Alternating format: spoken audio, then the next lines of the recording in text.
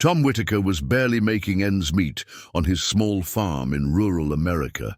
Every morning he would walk his failing fields, praying for better days. But this morning was different. Through the early mist, he spotted something moving near his irrigation lines. It was a small boy, exhausted and afraid, who had been missing for 47 hours. The entire community had been searching for him, but somehow he had wandered onto Tom's remote property. What Tom didn't know was that this boy's mother was one of the wealthiest people in the country. As he carried the weak child back to safety, he had no idea his simple act of kindness was about to change everything. But what happened next would leave the entire nation in tears. Before we jump back in, tell us where you're tuning in from. And if this story touches you, make sure you're subscribed, because tomorrow I've saved something extra special for you. The morning sun hadn't yet crested the horizon when Tom Whitaker pulled on his work boots. They were worn at the edges, the leather cracked from years of use, but still sturdy enough for another day's work. Like everything else in his life, they'd have to last longer than intended. On his kitchen table, illuminated by a single overhead bulb, lay the letter he'd been avoiding for days. The bank's logo glared up at him, and beneath it, words that had been haunting his dreams. Final notice. Foreclosure. Proceedings. 3 generations of Whitakers had worked this land, and now it might slip through his fingers like the dry soil he couldn't afford to irrigate properly. Tom folded the letter carefully and tucked it into his shirt pocket, right next to his heart, where all his burdens seemed to rest these days. His coffee was black and bitter, made from grounds he'd used twice already. Every penny counted now. Through his kitchen window, he could see the old barn his grandfather had built, its red paint fading to a dusty pink. The drought had been brutal this year, turning his corn rows into withered monuments to nature's indifference. His neighbors had sold out one by one to big agricultural corporations, their family farms becoming mere dots in vast industrial operations. Not today, he murmured to himself, a daily affirmation that had become almost a prayer. He stepped out onto his porch, the wooden boards creaking familiar greetings beneath his feet. The air was crisp with autumn's promise, and a fine mist clung to the ground, making the world seem softer somehow, less harsh than his reality. His dog, Buck, an aging border collie with a graying muzzle, fell into step beside him as he began his morning rounds. They'd walked the perimeter together, checking irrigation lines that desperately needed replacing and fences he couldn't afford to fix properly. Buck had been his only constant companion since Martha passed 5 years ago, the cancer taking her as surely as the drought was taking his land. The eastern sky was beginning to blush pink when Tom reached the far corner of his property. Here, where his land met the state forest, he often paused to gather his thoughts. His father used to say, you could measure a man by how he faced the sunrise. Head up, eyes forward, ready to meet whatever the day might bring. In his pocket, the foreclosure notice crinkled with every step. 30 days. That's all the time he had left to somehow come up with more money than he'd seen in the past 5 years combined. His savings were gone, depleted by Martha's medical bills.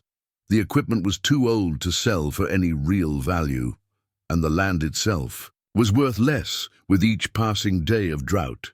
A distant rumble of trucks on the highway reminded him that the world was waking up. Somewhere out there, people were heading to air-conditioned offices, worrying about stock portfolios and business meetings.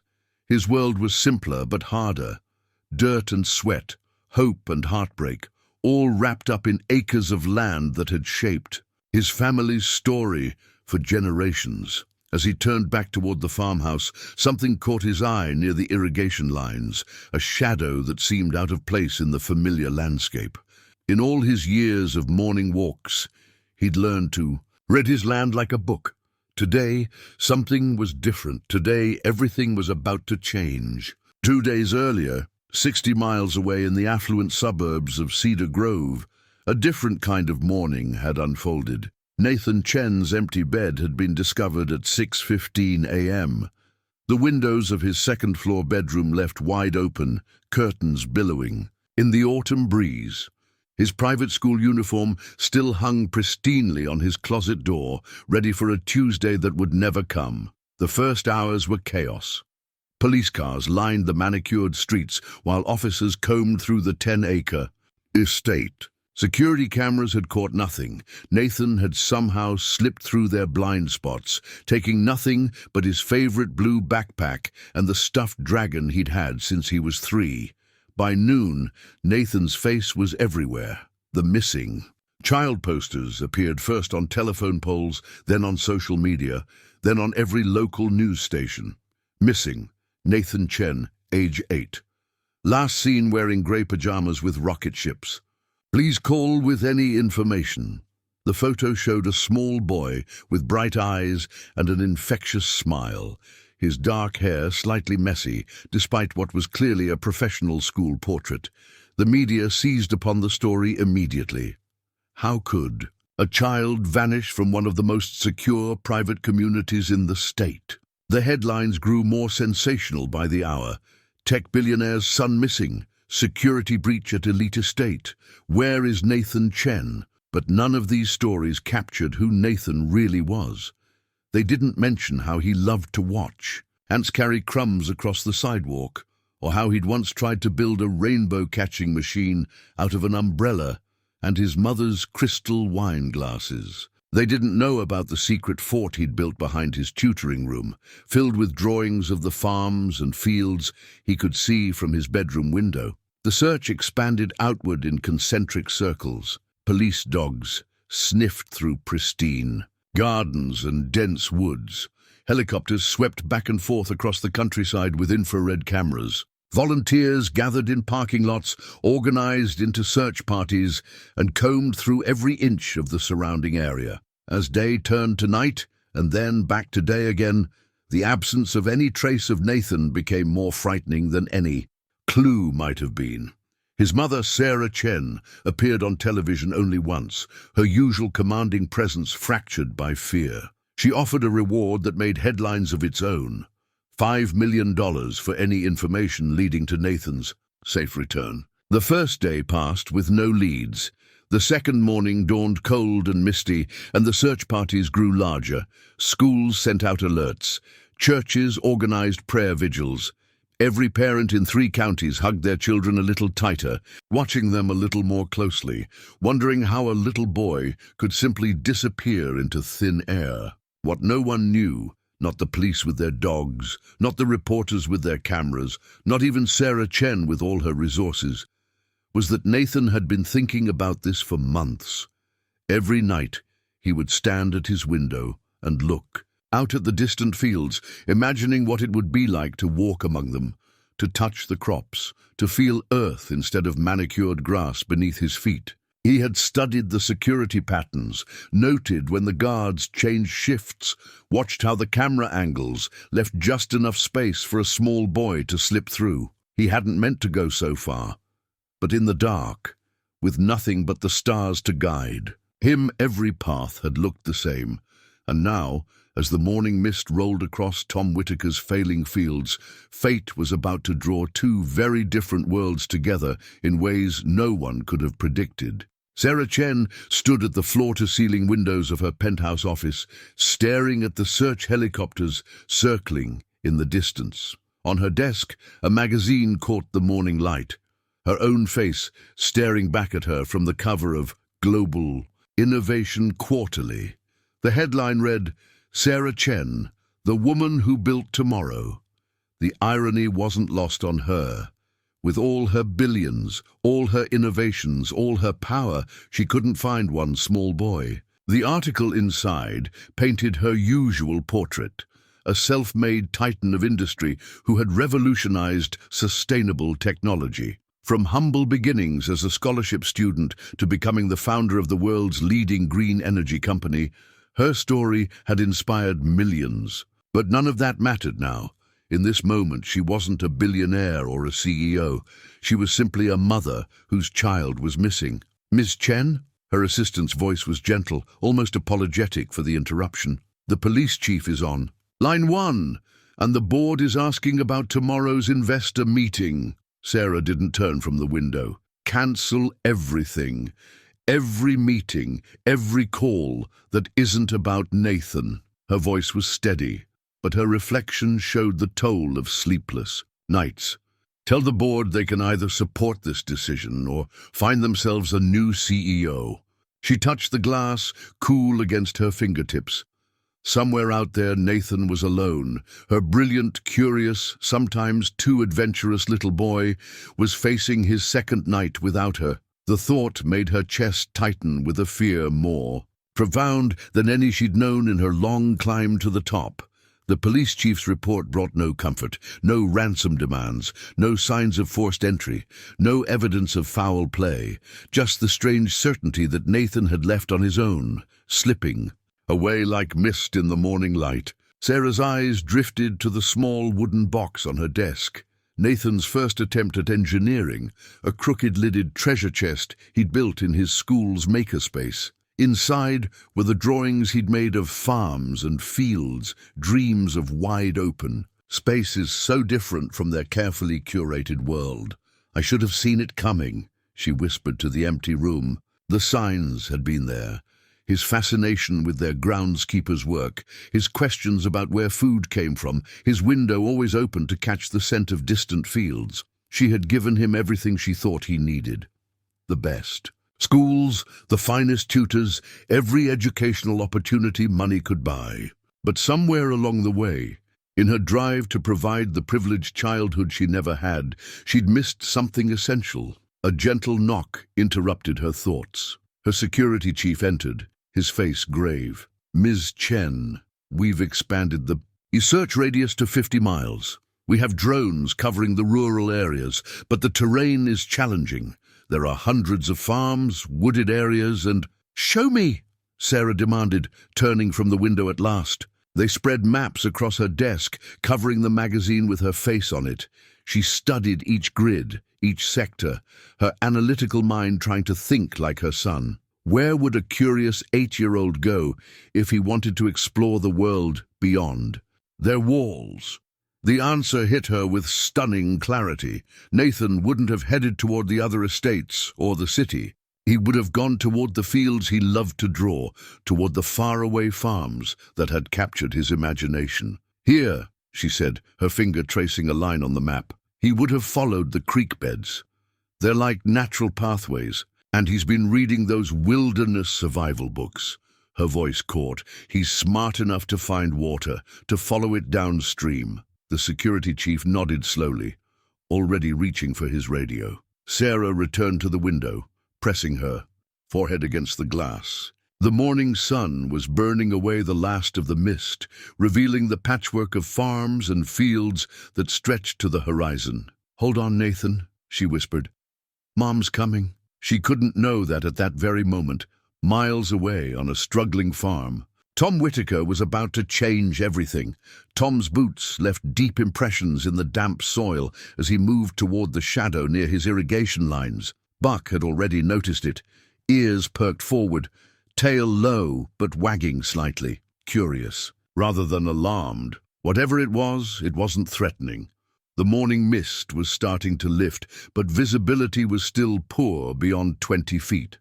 Tom squinted, trying to make sense of the dark shape huddled against one of his broken sprinkler heads. It looked too small to be a deer, too still to be a coyote. "Hello?" he called out softly, not wanting to startle whatever or whoever it might be. Buck whined softly beside him, taking a few steps forward, then looking back at Tom as if to say, "Come see this." The shape moved slightly, and Tom's heart skipped a beat.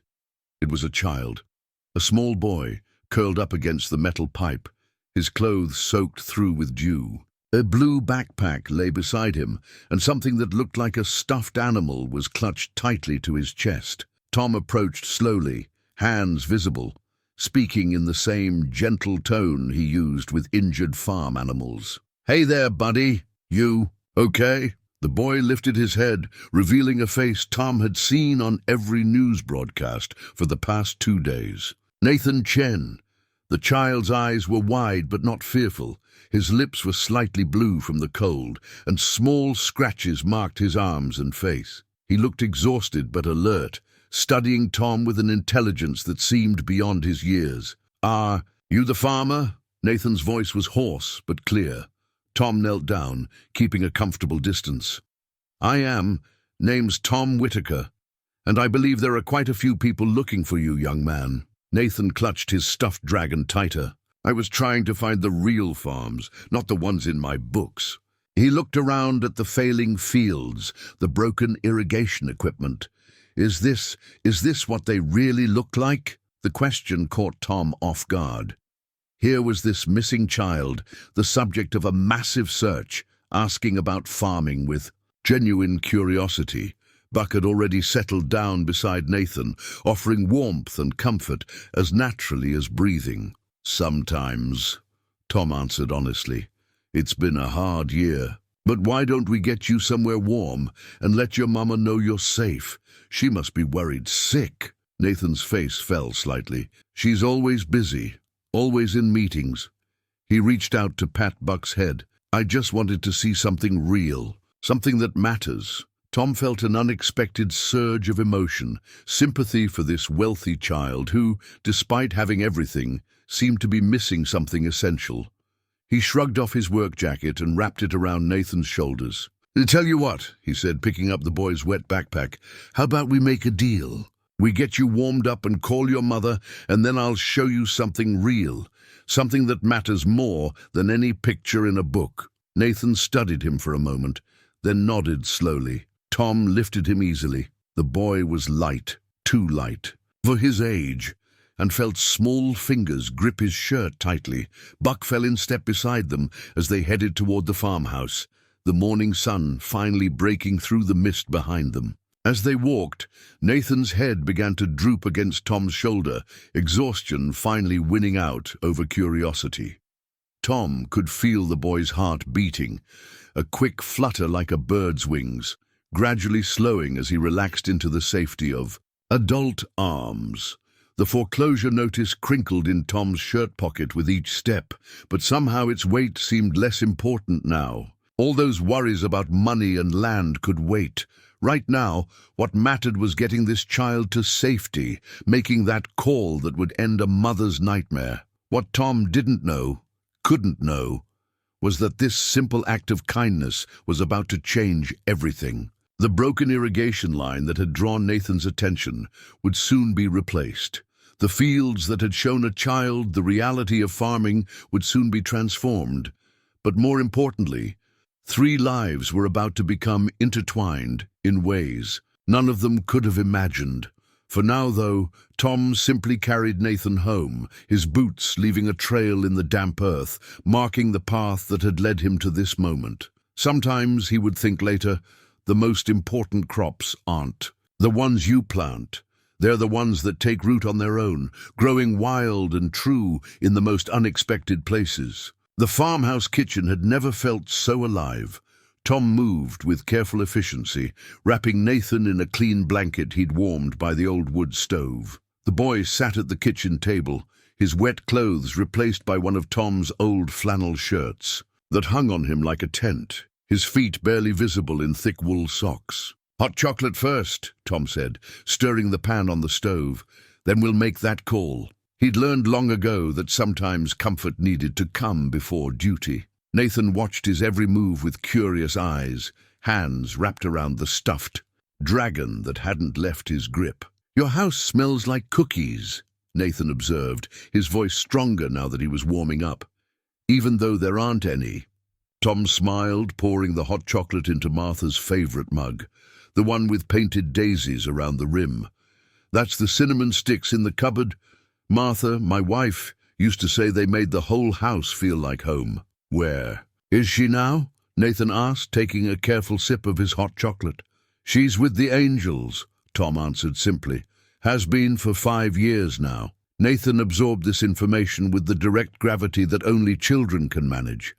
"My dad's with the angels, too. I don't remember him, though. Mom doesn't talk about him much." While Nathan drank his hot chocolate, Tom retrieved a notepad and pencil. "Before we call the police, can you help me understand something? Did you walk all this way by yourself?" Nathan nodded, setting down his mug. With the pencil, he began. To draw a crude map, I followed the creek, like in my wilderness book. During the day, I hid in the woods when I heard helicopters. At night, I used the stars to keep going north. He pointed to various marks on his drawing. The creek bends here, and there's a big rock that looks like a turtle. Then I found your fields. Tom studied the map with growing amazement.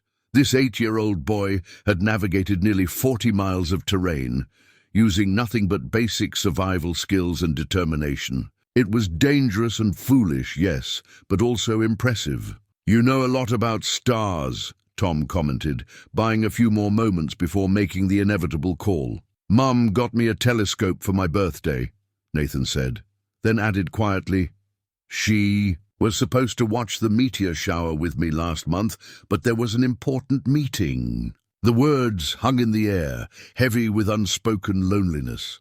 Tom thought about the magazine articles he'd seen about Sarah Chen, the brilliant CEO changing the world. He wondered if she knew her son could navigate by stars. Buck, who had settled at Nathan's feet, suddenly lifted his head toward the window. In the distance, a helicopter's thrum grew louder. "Time to make that call, son," Tom said gently. "Your mama's worried sick about you."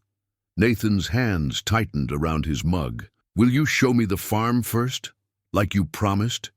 The real things that matter?" Tom looked at the boy's pleading face, then at the phone on the wall. The right thing to do was to call immediately, but something in Nathan's expression, the same hunger for connection he'd seen in countless strays that had found their way to his farm over the years, made him pause. 5 minutes, he said firmly, "just enough time for me to show you one real thing. Then we call. Deal?" Nathan's face lit up. "Deal." Together they walked to the kitchen window. Tom pointed to an old apple tree in the side yard, its branches heavy with fruit. "See that tree? My grandfather planted it the day my father was born. Every apple that grows on it has a story, stretching back 3 generations. He smiled at Nathan's wondering expression. "That's about as real as it gets." The helicopter sound grew closer, but for just a moment longer, they stood there together, watching the morning sun glint off the apples. Sometimes, Tom would think later, 5 minutes can change everything. Sometimes, the real things that matter. Most are the ones we take the time to share. The world descended on Whitaker Farm like a swarm of locusts. First came the police cars, their sirens splitting the morning quiet, followed by news vans that churned up dust on the gravel drive. Reporters spilled out with cameras and microphones, trampling the edge of Tom's withering cornfield without. A second thought. "Mr. Whitaker, how did you find the boy? Was this a planned rescue? Did you know who he was? Is it true you're facing foreclosure?" The questions came like rapid fire, but Tom kept Nathan sheltered behind him as they stood on the porch. Buck positioned himself between them and the crowd, his usual friendly demeanor replaced by protective vigilance. "The boy's safe," Tom said firmly, one hand on Nathan's shoulder. "That's all that matters right now. Please give him some space." But the media circus was just beginning. Helicopters circled overhead, news choppers now, not search parties. Tom's simple farmhouse, with its peeling paint and sagging gutters, became the center of a story that was already racing across the nation. Local hero farmer finds billionaire's son. The police chief, a no-nonsense woman named Martinez, created a protective barrier around the porch. "Ms. Chen's helicopter will be here in 20 minutes, she informed Tom quietly. "We need to keep the press at bay until then." Nathan pressed closer to Tom's side, his dragon clutched tight. "I didn't know there would be so many people," he whispered. "Neither did I, buddy," Tom replied softly. "But don't you worry. We'll weather this storm together." Inside the house, phones were ringing, Tom's landline and the police officer's cells. Everyone wanted a piece of the story. A local news anchor was already doing a live stand-up from Tom's driveway, gesturing at the farm's obvious signs of financial distress while speculating about possible rewards. Local sources confirm that Thomas Whitaker, 62, has been facing foreclosure proceedings on this family farm. The question on everyone's mind: will this fortunate discovery change his fortunes? Tom heard the broadcast through the open window and shook his head. He hadn't done this for money. The thought hadn't even crossed his mind when he'd found Nathan huddled by that irrigation line. But now, watching the media turn his private struggles into public spectacle, he felt a deep unease. "Mr. Whitaker," Officer Martinez said, returning to the porch. "Ms. Chen is asking to speak with you by phone before she arrives. She's understandably emotional and wants to thank you personally." Tom looked down at Nathan, who was watching a photographer try to get a better angle around Buck's protective stance.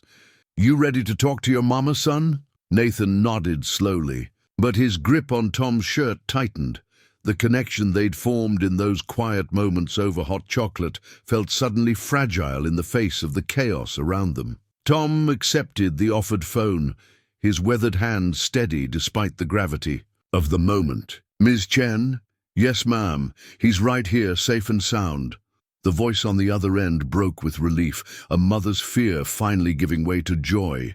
Tom listened, answered her questions about Nathan's condition, assured her they were managing the media circus. But mostly, he watched Nathan's face as the boy heard his mother's voice, saw the complex mix of love and anxiety that played across his young features. This story, Tom realized, was about much more than a lost boy found.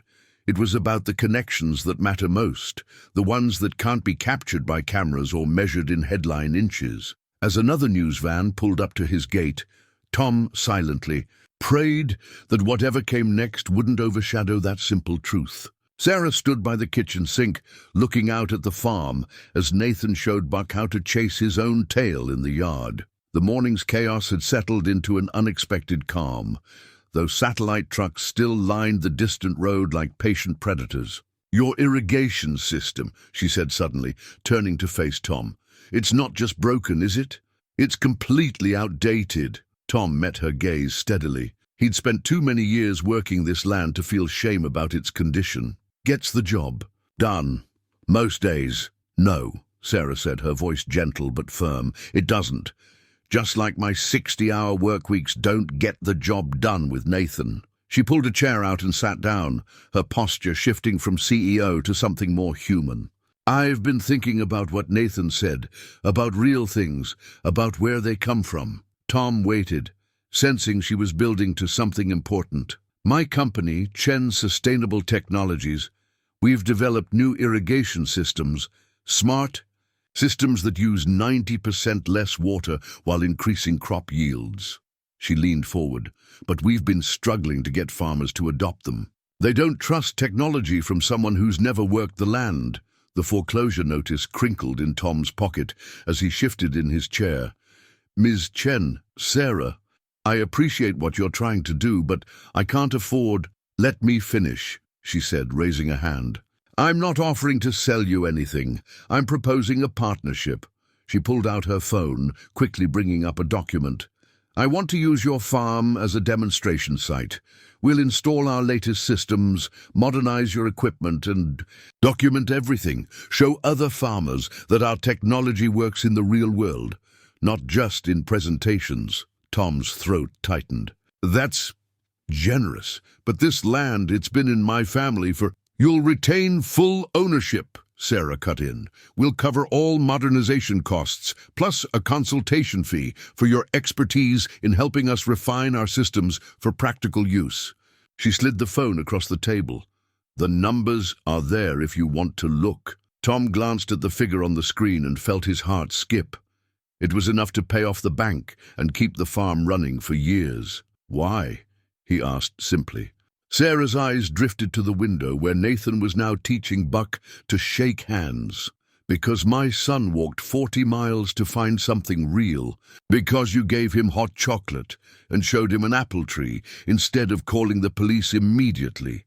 Because maybe we both have something to learn from each other." Through the window, Nathan's laugh carried across the yard, a sound Sarah realized she hadn't heard in far too long. "Think about it," she said, standing up. "No pressure, no deadlines, just—" She paused, choosing her words carefully. Consider that sometimes help comes from unexpected places, and sometimes saving something means letting it grow in new ways. Tom looked down at the phone, then out at his fields. The land that had supported his family for generations was struggling, not just from drought, but from his own inability to keep up with changing times. Maybe Sarah was right. Maybe saving it meant letting it grow differently. "Nathan wants to come back," he said finally, "to learn more stories." Sarah nodded, understanding the deeper question. "He does. And I think maybe I need to learn some of those stories too." Outside, Nathan had found an old tractor tire, examining it with the same curiosity he usually reserved for his computer games. Both adults watched him for a moment, seeing something new in his joy, a bridge between their worlds. "I'll think about it," Tom said, and they both knew he would. Some decisions needed time to take root, like seeds planted in fertile soil. The architectural plans spread across Tom's kitchen table looked like something from a science fiction movie. Sleek solar panels, advanced irrigation systems, and soil monitoring devices were sketched in precise detail, overlaid on aerial photos of his farm. But what caught his eye was how carefully the designs preserved the old bones of the place. The heritage apple tree, the grandfather's barn, the stone wall his father had built by hand. "You're engineers," he said to Sarah, who sat across from him nursing her third cup of coffee. "They actually listened to what I said about the land." "They had strict instructions," Sarah replied, her business attire replaced by jeans and a practical work shirt. It had been 2 weeks since Nathan's discovery, and she'd been splitting her time between the farm and her company. "This isn't about erasing history, it's about helping it flourish." Outside, the first delivery trucks were arriving. Word had spread through the community like wildfire. Whitaker Farm was getting a makeover. Some neighbors were skeptical, others curious, but all were watching. Nathan darted in through the screen door, Buck at his heels. He'd been spending weekends at the farm, and the change in him was striking. His clothes were dirty, his cheeks sun-kissed, and his eyes bright with purpose. "Mom! Tom! The solar guys are here, and they brought the smart panels you designed." He grabbed Sarah's hand. "Can I show them where they go? I memorized the plans." Sarah glanced at Tom, who nodded with a slight smile. "Go ahead, but remember, what we talked about, safety first." As Nathan ran back out, Sarah's phone buzzed. She glanced at it and sighed. "Board meeting in an hour, virtual, thankfully." She'd set up a temporary office in Tom's spare room, complete with satellite internet that made his old dial-up seem like smoke signals. "Go," Tom said. "We've got things handled here." He stood, his joints creaking less these days with the regular activity. "Though you might want to check on your son before you start. He's gotten pretty passionate about sustainable farming practices." Sarah paused at the door, looking back at Tom. "You know, he asked his science teacher if he could do his project on irrigation systems instead of robots this year." Her voice held a mix of amusement and wonder. "Said he wanted to study something real." The morning unfolded like a time-lapse video. Workers installed cutting-edge equipment alongside weathered fence posts. Local farmers drove by slowly, some stopping to watch, others pulling into the drive to ask questions. Tom answered them all, honestly, explaining how this partnership would test new technologies in real-world conditions. By noon, the old barn had solar panels that somehow looked right at home on its aged roof. The irrigation pipes that had once leaked precious water were being replaced with smart systems that could sense exactly what each plant needed. "It's different," said Joe Henderson, Tom's nearest neighbor, leaning on the fence. "But different ain't always bad. Your grandfather, he was the first one around here to use a tractor instead of horses." Tom nodded, remembering those old stories. "Change comes whether we're ready or not. Trick is to guide it instead of fighting it." From the house, they could hear Sarah's voice in her meeting, talking about quarterly projections and market strategies. But she was also speaking about soil, composition and weather patterns, things she'd learned from Tom over endless cups of coffee. Nathan appeared with sandwiches Martha would have approved of. Thick slices of bread, fresh vegetables, and no crusts. He'd been learning to make them himself, proud to help feed the workers transforming the farm. "We're saving the water," he announced proudly to Joe. "And the soil. Tom says healthy soil tells stories, and we're helping it tell new ones." As the afternoon sun bathed the farm in golden light, Tom watched the blending of old and new with a sense of peace he hadn't expected. The land that had supported his family for generations wasn't being erased. It was being given a chance to write new chapters in its story. The helicopter appeared first, as a dark speck against the morning sky, growing larger as it approached the farm. Tom had seen plenty of choppers during his time in Vietnam, but never one like this. Sleek, corporate, with a polished black finish that gleamed like a crow's wing. It settled in his east field, the downdraft bending his struggling cornstalks almost to the ground. "That's Mom's helicopter," Nathan said quietly, still holding on to Tom's shirt. "She always says time is money." The door opened before the rotors had fully stopped, and Sarah Chen emerged. She wore no makeup, her designer suit was wrinkled, and her usually perfect hair was windblown. A mother who had dropped everything to reach her child. Behind her calm exterior, Tom could see the same desperate worry he'd recognized in every parent who'd ever lost sight of their kid at the county fair, just magnified by 47 hours of fear. Nathan's grip on Tom's shirt loosened. "Mum?" His voice carried across the yard, small but clear. Sarah's composure cracked. She ran, high heels sinking into the soft earth, designer clothes forgotten. Nathan met her halfway, and she swept him into her arms, dropping to her knees in Tom's. "Maddie Field, baby, oh my baby," she sobbed, holding Nathan tight. "I was so scared, so scared." Tom watched from the porch, feeling like an intruder on this private moment. The media surged forward, cameras clicking rapidly, but Officer Martinez and her team held them back. Some things deserved to be sacred, even in a world that shared everything. After a long moment, Sarah stood, still holding Nathan. She looked toward the porch, really seeing Tom for the first time. Their eyes met across the trampled field, the billionaire tech CEO and the struggling farmer, connected by the child between them. "Mr. Whitaker," she called, her voice steady again despite the tears on her cheeks. "May I speak with you?" Tom descended the porch steps, buck at his heels. Up close, Sarah Chen was both more and less imposing than her magazine covers suggested. Her eyes were red from crying, but they held a sharp intelligence as she assessed him. "You kept him safe," she said softly. "You gave him hot chocolate and warm clothes. You showed him an apple tree." Tom nodded, surprised that Nathan had already shared that detail. "Seemed like the right things to do, ma'am." "Sarah, please." She shifted Nathan in her arms, though he was really too big to be held like that. "The police told me you found him, by your irrigation line, that he'd walked 40 miles, following the creek." "He's a resourceful boy," Tom said. "Smart, too. Used the stars to navigate, just like his books taught him." Something flickered across Sarah's face. Pride mixed with pain. She looked at her son, then back at Tom. "He's never shown much interest. In his astronomy lessons, I didn't know he was actually learning from them." The media was straining against the police line, shouting questions, but Sarah ignored them as completely as if they were crickets chirping. "Nathan, honey, do you want to show me where you've been? Where Mr. Whitaker found you?" Nathan nodded eagerly. "Can Tom come too? He promised to show me more of the farm." Sarah studied Tom for a moment longer, seeing something in his weathered face that made her nod.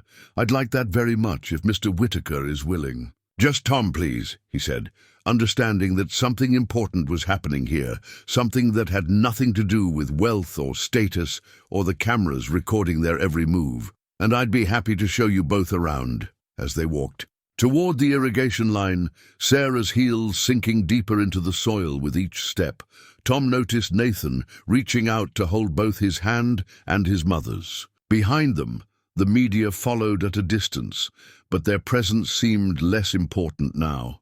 Two different worlds had just collided in Tom's failing field, and none of them, Not Tom, not Sarah, not even young Nathan could guess how completely. Their lives were about to change. Nathan's backpack lay open on Tom's kitchen table, its contents telling the story of a journey that bridged two worlds.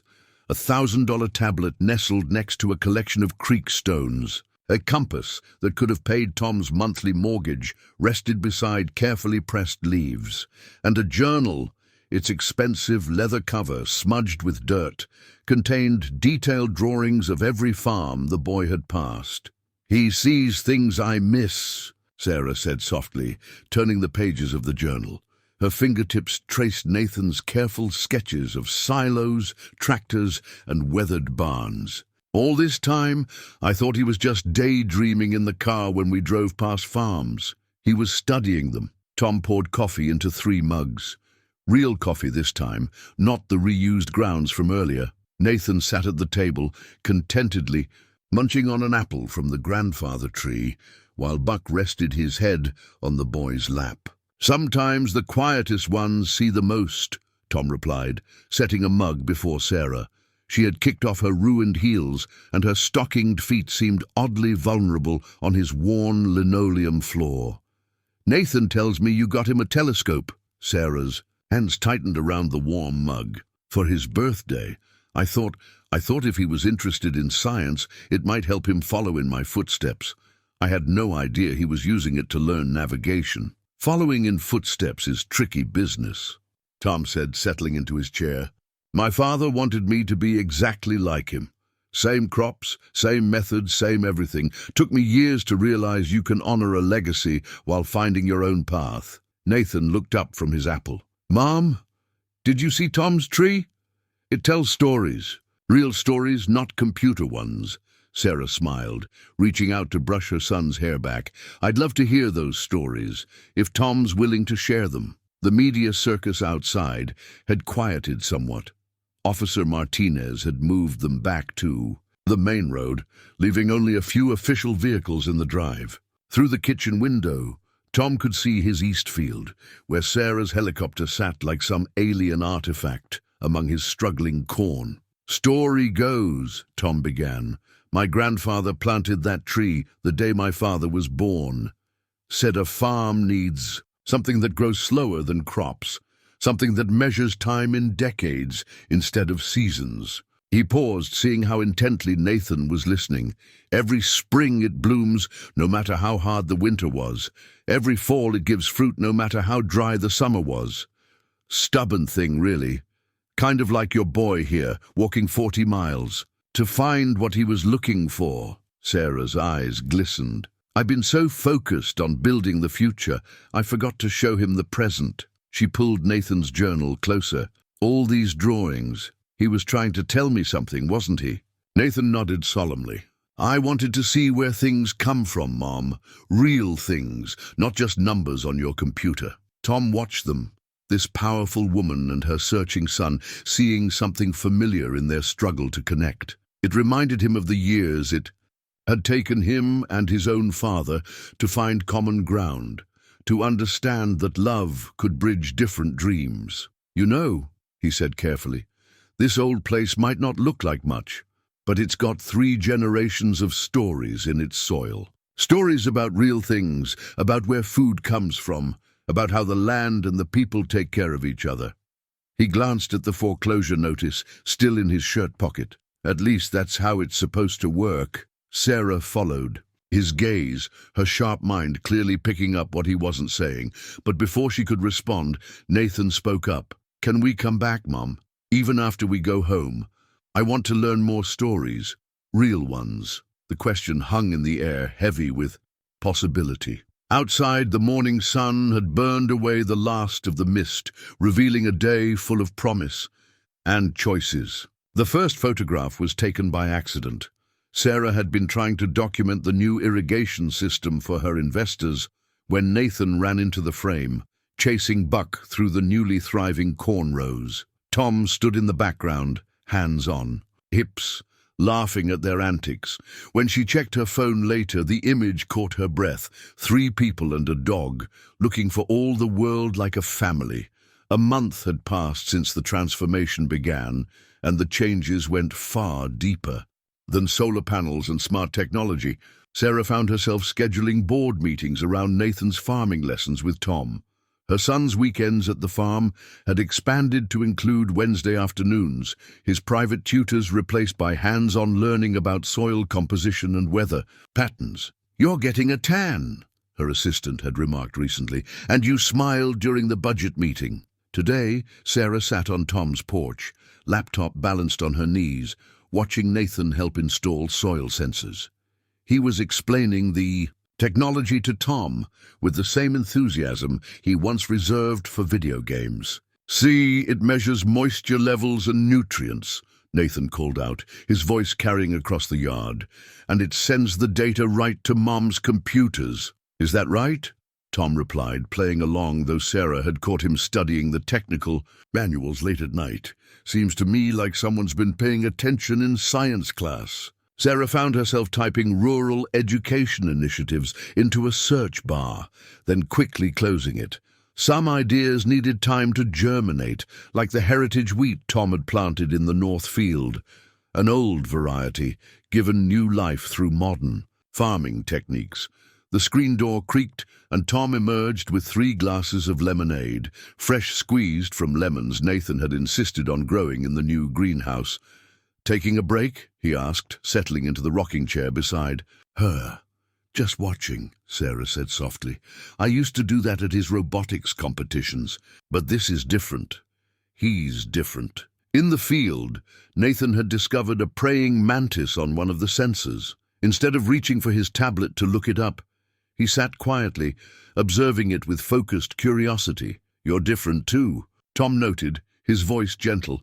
"More present, like you're not racing against time anymore." Sarah considered this. Her company was doing better than ever.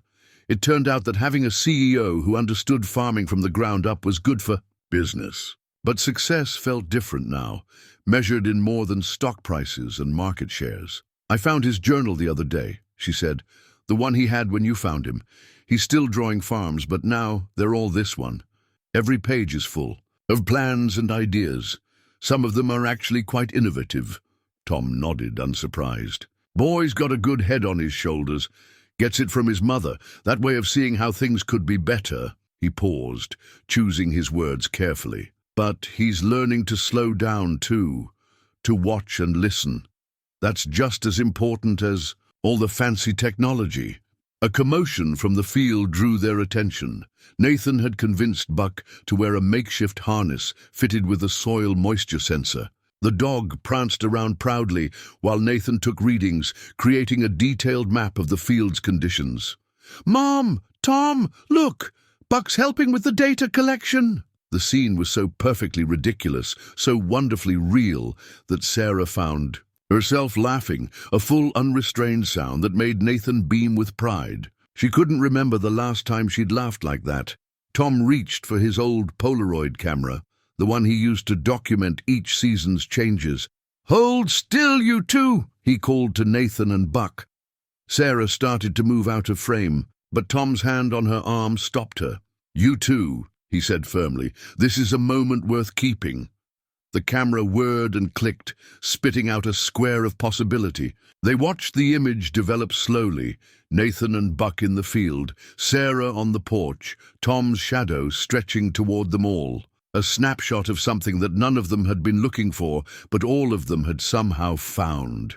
That evening, as the sun set behind the new solar panels, Sarah found herself reluctant to leave for her city apartment. Nathan was already begging to stay the night, eager to help with morning chores. Looking at Tom's weathered face in the golden light, she realized some decisions, like some crops, just needed the right season to grow. The envelope arrived on a Tuesday morning, bearing no return address. Tom found it mixed in with seed catalogs and equipment invoices, its expensive paper standing out like a silk tie at a barn raising. Inside was a single page of carefully typed text. "Are you really naive enough to think she's doing this out of kindness? Tech billionaires don't save farms. They buy them. Watch your back, Whitaker. She'll own your land before the harvest." Tom stood in his kitchen, the morning sun streaming through windows that no longer rattled in their frames, and felt the weight of old doubts trying to take root. The farm's transformation was obvious now. New equipment humming efficiently, crops growing strong and healthy, soil coming back to life. But changes this dramatic drew attention, and not all of it was friendly. Sarah noticed something was wrong the moment she arrived for their weekly project review. She found Tom at the kitchen table, the anonymous letter laid out beside his coffee cup. "Ah," she said, settling into what had become her usual chair. "You got one too." Tom looked up sharply. "Two?" Sarah pulled out her phone, bringing up an email. "The board received an anonymous tip suggesting I'm emotionally compromised and using company resources for personal interests." Her tone was matter-of-fact, but her fingers gripped the phone tightly. "They've called an emergency meeting for tomorrow." Through the window, they could see Nathan in the greenhouse, carefully tending to the tomato plants he'd started from seed. He looked so at home there, so different from the lost boy they'd found by the irrigation line. "Are they right?" Tom asked quietly. "About the emotional part?" Sarah was silent for a long moment, watching her son. "When Nathan went missing, I realized I'd built an empire, but lost sight of what really mattered. Finding him here, seeing him bloom in this place." She met Tom's eyes. "Yes, I'm emotionally invested, but that's made me a better CEO, not a worse one. The letter writer's wrong about you," Tom said firmly. "I've seen how you work, how you respect the land and its history. This isn't a takeover, it's a partnership." "Is it just that?" Sarah's question hung in the air between them, heavy with unspoken possibilities. Before Tom could respond, Nathan burst through the door, holding a ripe tomato like it was a precious gem. "Look, the first one. Can we have it for lunch?" He stopped, sensing the tension in the room. "What's wrong?" Tom folded the anonymous letter and tucked it away. "Just some people who don't understand what we're doing here, buddy. You mean how we're making the farm better? How Mom's technology and your farming make everything grow stronger?" Nathan's directness, so like his mother's, cut through the doubt like sunshine through morning fog. Sarah stood, straightening her shoulders. "The board can question my decisions all they want. The results speak for themselves. Our test data from this farm has already improved our systems in ways our lab simulations never could. And the crops are healthier than they've been in years," Tom added. "Other farmers are starting to take notice." Henderson asked about installing solar panels on his place. Nathan looked between them, still cradling his tomato. "So we're not going to stop? Promise?" Something in his voice, the fear of losing this newfound happiness, made both adults pause. Sarah moved to the window, looking out at the farm that had become so much more than a test site. "No," she said firmly. "We're not stopping. Sometimes the best way to prove people wrong is to keep doing what you know is right." Tom nodded, thinking of his father, who'd faced down skeptics when he'd first suggested rotating crops to protect the soil. "Your mother's right, Nathan. Real change always faces resistance, like breaking up hard soil to plant new seeds." Nathan brightened. "Can we have the tomato with lunch anyway?" The simple question broke the tension, making both adults laugh. Some things, Tom thought as he watched Sarah help Nathan wash his precious harvest, were beyond price, beyond ownership, or corporate strategies or anonymous threats. Some things were simply real, growing day by day in their own natural way. The Henderson Farm's kitchen was packed with people, the kind of crowd usually reserved for after-church potlucks or harvest celebrations. But today was different. Farmers from 3 counties had gathered, drawn by word of mouth and a shared concern for one of their own. Tom sat at the center table, Sarah beside him, while Joe Henderson stood at the head of the room. Scattered across the table were copies of the anonymous letter. It turned out Tom wasn't the only one who'd received one. "I got mine last Thursday," Bill Cooper said, his weathered hands wrapped around a coffee mug. "Same fancy paper, same warnings about big tech taking over our farms." Sarah listened quietly, her corporate armor stripped away in this room full of people who worked the land. Nathan was outside with the other farmers' kids, showing them how the soil sensors worked. but his laughter occasionally drifted through the open windows. "Way I see it," Joe Henderson spoke up, "we've got two choices. We can let fear of change drive us apart, or we can stand together and see where this new road leads." He looked at Tom. "Your farm's producing better yields than we've seen in 20 years. That's not corporate takeover, that's innovation done right." Murmurs of agreement rippled through the room. Sarah straightened in her chair, seeing these people not as potential customers, but as a community making a choice about its future. "My great-grandfather," she said, her voice clear but humble, "was a rice farmer in rural China. He lost his land during the revolution, but he never lost his connection to it. When I started Chen Sustainable Technologies, I wasn't thinking about him. I was thinking about market shares and profit margins." She paused, looking around the room. "Working with Tom, watching Nathan learn about real farming, it woke something up in me. Something that had been sleeping for generations." The room was silent, every eye on her. Tom reached under the table and squeezed her hand, a gesture not lost on the observant crowd. "The board meeting's tomorrow," she continued. "They'll question my judgment, suggest I'm letting emotions cloud my business sense. But what they don't understand is that this isn't just business anymore. This is about finding a way forward that honors both tradition and innovation." "Then let us help," Mary Cooper, Bill's wife, spoke up. "We'll sign a petition supporting the partnership. Show your board that the community stands behind this project." Others quickly joined in. Farmers offered to share their data, documenting how Tom's success had influenced their own adoption of sustainable practices. Someone suggested hosting an open house at the Whitaker farm, letting people see for themselves how old and new could work together. As the meeting evolved into action plans, Nathan burst through the door, face flushed with excitement. "Mom, Tom, you have to come see. The Henderson kids want to start a farming club, and we can teach them about the technology, and they can teach us about their farms and—" "Slow down, buddy," Tom chuckled, but his eyes were bright. "Though that's not a bad idea at all." Sarah watched her son, surrounded by children who no longer saw him as the billionaire's kid, but as their friend who knew cool things about soil sensors and could identify different corn varieties by their leaves. Joe cleared his throat. "No? What my daddy used to say, a single stalk can break in the wind, but a whole field stands strong. Reckon that applies to people too." He pulled out a pen and paper. "Now, about that petition, by sunset, the kitchen table held more than just copied warning letters. A stack of signed petitions sat beside handwritten testimonials and printed data charts.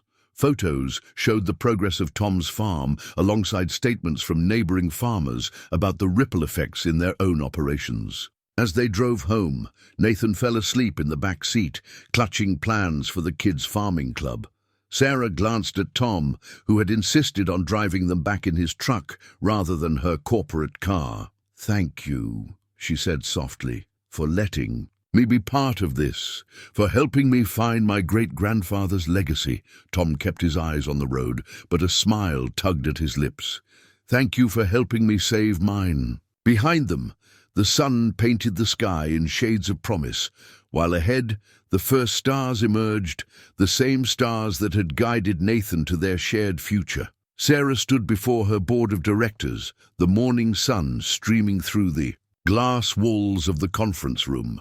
Behind her, a screen displayed real-time data from the Whitaker farm, crop yields, water usage, soil health metrics. But it was the other images that held everyone's attention. Photographs of thriving fields, community gatherings, and children learning about sustainable agriculture. 3 months ago, she began, when my son went missing, I thought I'd lost everything that mattered.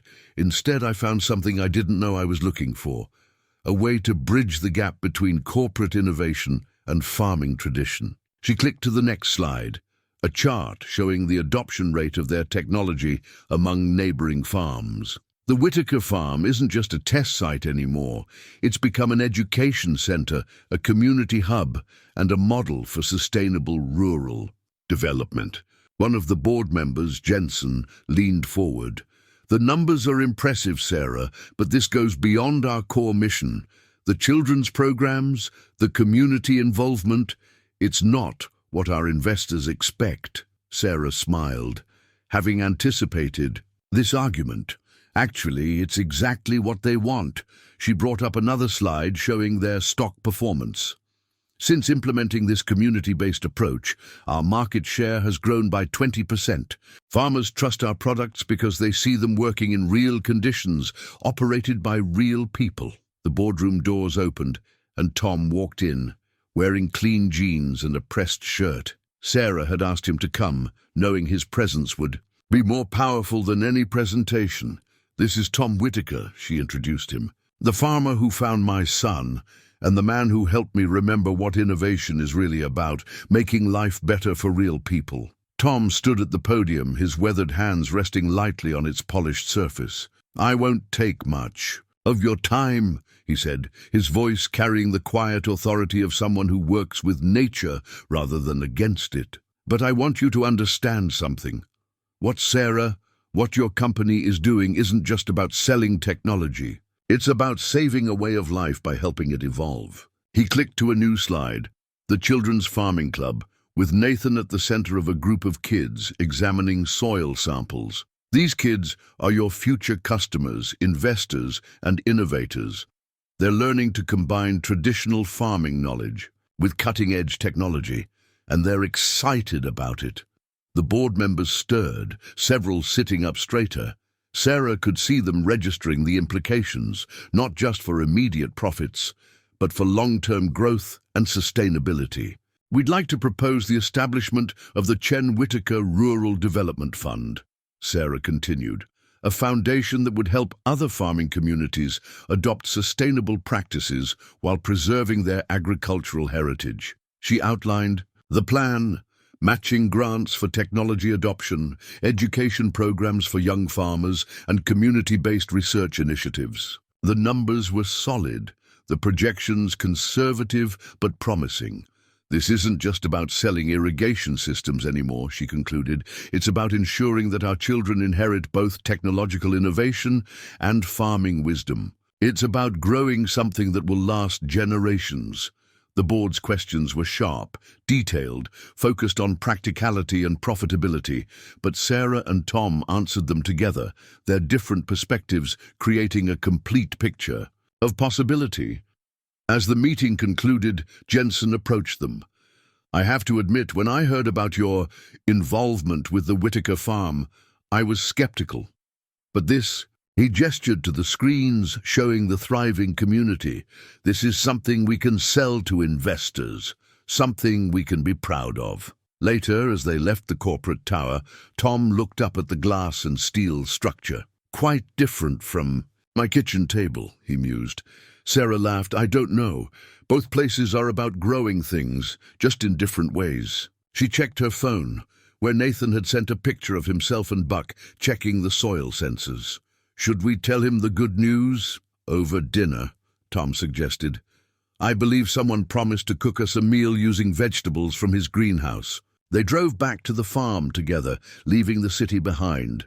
The future they were building might not look exactly like either of them had imagined, but like the best crops, it was growing strong and true, rooted in rich soil and reaching for the sky. The autumn harvest at Whitaker Farm looked different this year. Where once Tom had worked alone with aging equipment, now the field buzzed with activity. Local farmers drove modern combines equipped with Chentech's latest sensors, while students from the agricultural college gathered data on crop yields. The old barn, its solar panels gleaming, had become a classroom where tradition and innovation met. Nathan stood at the edge of the cornfield, tablet in hand, calling out readings to a group of farmers' kids. At 12, he'd appointed himself the unofficial tour guide of the farm's technology, explaining complex systems with a child's gift for simplicity. "See how the moisture levels change," he demonstrated, pointing to the real-time soil data. "That means we only water the areas that need it. Tom says it's like giving the land exactly what it asks for, instead of guessing." Sarah watched from the barn doorway, a cup of coffee warming her hands against the crisp morning air. Her corporate attire had long since given way to practical farm wear, though she still conducted video meetings from her office in the converted spare room. The difference was, now she often had dirt under her perfectly manicured nails. "Henderson's farm is showing even better results than we expected," she told Tom as he joined her. "The new irrigation system paid for itself in water savings alone." Tom nodded, pride evident in his weathered face. Joe's always been a good farmer. He just needed the right tools. He paused, watching Nathan demonstrate a soil sensor to his rapt audience. "Though I think having a certain young expert on call helped convince him." The Whitaker Rural Development Fund had approved its first round of grants 2 months ago. 10 local farms were now implementing the same sustainable technologies that had transformed Tom's land. But more importantly, they were becoming part of a community that shared knowledge as readily as their grandparents had shared equipment. "Mr. Whitaker," called one of the college students, waving from near the greenhouse, "can you tell us about the Heritage Wheat Project?" Tom touched Sarah's arm gently before walking over to the students. She watched him explain how they were using modern technology to revive nearly forgotten grain varieties, his hands moving expressively as he described the delicate balance between innovation and tradition. The greenhouse itself was Nathan's pride and joy. What had started as a few tomato plants had grown into an experimental garden where he tested different growing techniques. He'd even started a YouTube channel, Nathan's Farm Tech Adventures, which had surprised everyone by gaining a substantial following. "Mom," Nathan called out, running up with his tablet, "look at these readings from the North Field. The new cover crop rotation is actually improving soil quality faster than we predicted." Sarah examined the data, noting how her son's eyes lit up the same way hers did when analyzing market trends. But Nathan had something she'd taken years to learn, an understanding that numbers were just tools for measuring the health of something larger, something alive. A drone hummed overhead, mapping the fields for future planning. In the distance, a group of farmers gathered around one of the new combines, discussing the upcoming soybean harvest. The scene was a perfect blend of old and new, exactly what Sarah had tried to explain to her board months ago. "Remember when you found me by the irrigation line?" Nathan asked suddenly, looking up at his mother. "I was trying to find something real. I didn't know I'd find a whole new family too." Sarah pulled him close, breathing in the scent of earth and growing things that now seemed to permanently cling to his clothes. Over his head, she caught Tom's eye as he walked back from his student group. His smile held the same quiet understanding it had shown on that first morning when he'd given a lost boy hot chocolate instead of immediate answers. The success of the farm could be measured in many ways: crop yields, water savings, technology adoption rates. But standing there, holding her son while the autumn sun painted everything in gold, Sarah knew the real measure was in moments like these, in the way Nathan now moved confidently between two worlds, in how Tom's knowledge was being passed on to a new generation, in the community that had grown as surely as any crop they'd planted. A farmer's truck pulled into the drive, kicking up dust. Another family coming to learn, to share, to be part of something that was growing beyond what any of them had imagined. The harvest this year wasn't just about crops. It was about hope, taking root and flourishing. The stack of thank you cards on Tom's kitchen table told a story larger than their small farm. Letters had arrived from all over the country. Farmers in drought-stricken California, family operations in the Kansas heartland, even a collective of urban rooftop gardeners in Chicago. Each one spoke of how the Whitaker model had given them hope for their own futures. "Listen to this one," Sarah said, reading from a letter as she sat in what had become her regular spot at the kitchen table. "After seeing your YouTube channel, my daughter decided she wants to study agricultural technology instead of moving to the city. For the first time in 3 generations, our family farm has a future." Nathan, who'd been editing his latest video on sustainable pest control, looked up proudly. "That's Emily from Kansas. She comments on all my videos. Her family's going to be part of the next grant program." The Whitaker Rural Development Fund had grown beyond their initial vision. What started as a local initiative had become a movement, with farming communities across the country adapting their model to their own needs. Sarah's corporate board had gone from skeptical to enthusiastic as success stories multiplied. "Harrison called from the board," Sarah mentioned, accepting a cup of coffee from Tom. "They want to triple the foundation's funding next year. Apparently, our community-centered approach to agricultural innovation is attracting international attention." Tom smiled, settling into his chair. "Fancy words for something pretty simple. Helping people save their family farms while teaching them to work smarter, not just harder." Through the window, they could see groups touring the demonstration fields. The farm had become a living laboratory, hosting everyone from school children to agricultural scientists.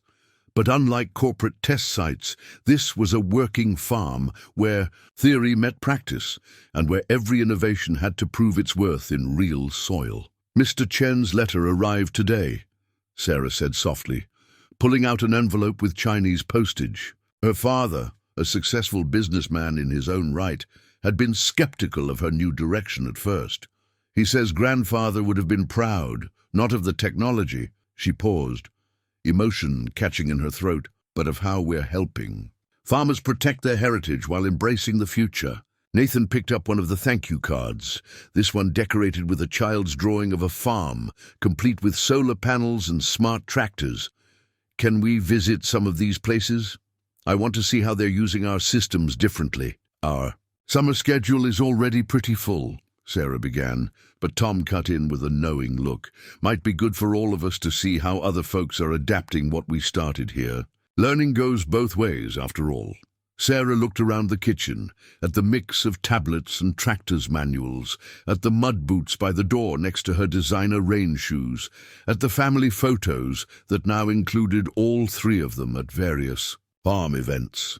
Life had changed in ways she could never have predicted when Nathan had gone missing that fateful night. Just then, Buck barked outside, announcing new visitors. A group of farmers from Georgia had arrived, eager to learn about the Heritage Seed program Tom had started with help from the Agricultural College. "That's my cue," Nathan said, grabbing his tablet. "They'll want to see the greenhouse experiments first." He hurried out, already falling into his role as the farm's young technology ambassador. Tom watched him go, pride evident in his eyes. Remember when he could barely look people in the eye? Now he's teaching farmers twice his age about soil composition. Sarah stood, straightening papers on the table. Old habit died hard. "We should document these letters, create a proper case study. Other communities could use them as a roadmap." She trailed off as Tom took her hand, his calloused fingers gentle against her skin. "Always planning the next step," he said fondly. "But sometimes it's good to just stand still and appreciate what's already grown." Outside, Nathan's voice carried clearly as he explained their latest innovations to the visitors. In the fields beyond, crops grew strong and healthy in soil that grew richer each season. And on the kitchen table, among the thank you cards and farm reports, sat a small brass key, the one Sarah had finally used to unlock her father's old trunk, finding inside his grandfather's farming journals from rural China. Some legacies, it seemed, simply needed the right season to bloom. 1 year to the day after Nathan had been found by the irrigation line, 3 figures stood in the pre-dawn light, watching the sun rise over Whitaker Farm. The old apple tree cast long shadows across ground that had been transformed not just by technology, but by love, determination, and the power of bringing people together. "Can't believe it's been a year already," Tom said softly, his arm around Nathan's shoulders. The boy, nearly a teenager now, had grown taller, more confident, but still carried the same curiosity that had first led him to seek out something real. Sarah stood on Nathan's other side, her business suit replaced by comfortable farm clothes, even though she had a board meeting later. Some changes once made couldn't be undone, and some shouldn't be. The new satellite images came. "In this morning," Nathan announced, pulling out his tablet. 27 farms in our network are showing soil improvement beyond projections, and the Heritage Wheat program is expanding to 3 more states. Tom chuckled. "Always with the numbers, just like your mother. But have you noticed how the morning smells different now? How the soil feels alive under your feet?" Nathan paused, tucking away his tablet. He closed his eyes and breathed deeply, something he'd learned from Tom over countless mornings in the fields. Like rain coming and growing things, and he smiled. Like home. The sun crested the horizon, catching the solar panels on the barn and making them shine like beacons. In the distance, the first cars were arriving. Another day of tours, demonstrations, and sharing knowledge was about to begin. "Dad would have loved this," Sarah said quietly, the word dad falling naturally now when she spoke of Tom. It had started gradually, this shift in their relationships, as natural as the changing seasons. "Both my fathers would have, the businessman and the farmer." Tom squeezed her hand, understanding the weight of legacy she carried. "They'd be proud of how you've bridged those worlds, how we all have." Nathan pointed to the horizon, where dust marked the approach of more vehicles. "Look, the kids from the Chicago Urban Farming Project are early. They're going to help us test the new vertical growing systems today." What had started as one boy's search for something real had grown into a movement. The Whitaker Rural Development Fund now supported initiatives across the country, from traditional farms to inner-city gardens. But more importantly, it had created connections between people, between traditions, between past and future. "Remember that first morning?" Tom asked, his voice warm with memory. "When I found you by that broken irrigation line? I thought I was saving you, but really, we saved each other," Nathan finished, leaning into Tom's side. "All of us." Sarah watched her son, their son now, in all the ways that mattered, as he straightened up and prepared to greet the arriving students. He moved between the old and new with natural grace, explaining complex technology one moment, sharing Tom's farming wisdom the next. The morning dew was burning off the fields, revealing crops that were more than just plants. They were proof that change could honor tradition, that progress could preserve heritage, that love could grow in the most unexpected places. "Time to start the day," Tom said, but he didn't move just yet. Some moments deserved to be savored. Sarah checked her phone one last time before tucking it away. The board meeting could wait. She had learned what Nathan had known instinctively, that the most valuable things weren't found in boardrooms or balance sheets, but in moments like these. As they walked toward the barn together, a family forged by circumstance but strengthened by choice, the farm came alive around them. Solar panels tracked the rising sun. Smart irrigation systems adjusted to the day's weather forecast, and heritage crops grew strong in soil that grew richer with each passing season. Nathan ran ahead to greet the arriving students, Buck bounding at his heels. "Welcome to Whitaker Farm," his voice carried back to them. "Let me show you how we're growing the future while honoring the past." Tom and Sarah followed more slowly, their hands linked, their steps in rhythm with each other and the land they now shared. Above them, the old apple tree Tom's grandfather had planted stood strong and tall, its branches heavy with fruit, its roots deep in soil that held not just nutrients but stories. And so the farm continued its work of growing things, crops and technology, wisdom and hope, and most importantly, love. Because in the end, that was the most real thing of all.